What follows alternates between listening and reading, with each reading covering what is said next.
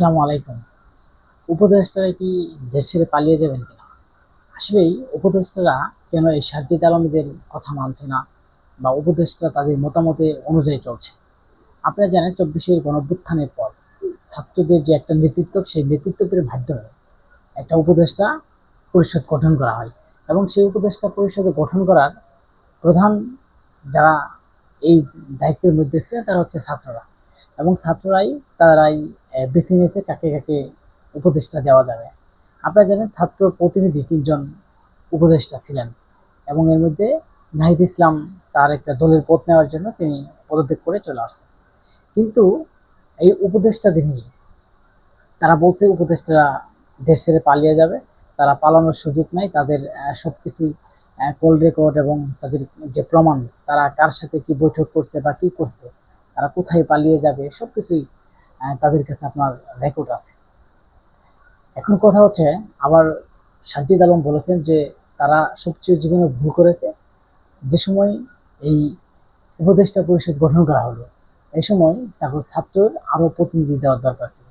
তিনি বলেছেন যে ছাত্র প্রতিনিধিটা কম হয়ে গেছে, ছাত্র প্রতিনিধি যদি আরো বেশি দেওয়া হতো তাহলে হয়তো আরো ভালো হইতো এবং তাদের জন্য ভালো হতো, তার দেশের জন্য ভালো হতো, তারা এটা মনে করে। কিন্তু কথা হচ্ছে যে দেখেন, আসলে এই দেশ থেকে কে পালিয়ে যাবে বা কেরাই কে কে উপদেষ্টা কোন দলের সাথে তারা সংযুক্ত হচ্ছেন, বা কোনো একটা নির্বাচন, কোনো মতন একটা নির্বাচন দিয়ে তারা তাদের যে পথ, সেই পথ থেকে অব্যাহতি পেতে চায়, পথ থেকে চলে যেতে চায়। কিন্তু তারা দেশের বাহিরে আছে এবং দেশে আছে, তাদের ভিসা বা বিভিন্ন কিছু জব্দ করা হবে, তার ছেলে মেয়ে কোথায়, সবকিছু এই উপদেষ্টার দিন নিয়ে কথা বলছে। কিন্তু যেখানে সাজ্জাদ আলমেরা তারা বারবার বিভিন্ন উপদেষ্টার কথা বলেন, কিন্তু সেখানে তাদেরই ছাত্র প্রতিনিধি বর্তমান 2 উপদেষ্টা আসিফ মাহমুদ এবং সজীব ভুঁইয়া, এবং আসিফ মাহমুদের নামে দুর্নীতির মামলা, দুর্নীতি এবং বিভিন্ন চাঁদাবাজি এবং টেন্ডারবাজি তার বাবা জোর করে দখল করে নিয়েছে, এসব কিন্তু কোনো উপদেষ্টার নামে ওঠে নাই। আপনি দেখেন যে বর্তমানে যতগুলো উপদেষ্টা আছে সবচেয়ে বেশি এবং দুর্নীতির, তার পিএস এরা দুর্নীতি করে, এবং যেই আসিফ মাহমুদের যে পিএস দুর্নীতি করে কোটি কোটি টাকা করেছে বিভিন্ন পর্যায়ে, তারা যারা আছে এই আসিফ মাহমুদ কিন্তু একটা আপনার এই বিভিন্ন জায়গায় সোশ্যাল মিডিয়াতে বিভিন্ন জায়গায় আসিফ মাহমুদকে একটা ভাইরাল হিসেবে মানুষ চেনে। এরপরে সজীব ভুঁইয়াও কিন্তু মোটামুটি, তারও কিন্তু একটা নাম এসে পড়েছে, কারণ তিনি তার ভাই, তারা অনেক ক্ষমতা দেখাচ্ছে, বা তারা অনেক ক্ষমতা দেখাচ্ছে, দেশ বিদেশে ঘুরে বেড়াচ্ছে। কিন্তু এখানে যে আরো যে আপনার উপদেষ্টা আছেন, তারা আসলে কোন পর্যায়ে আছে?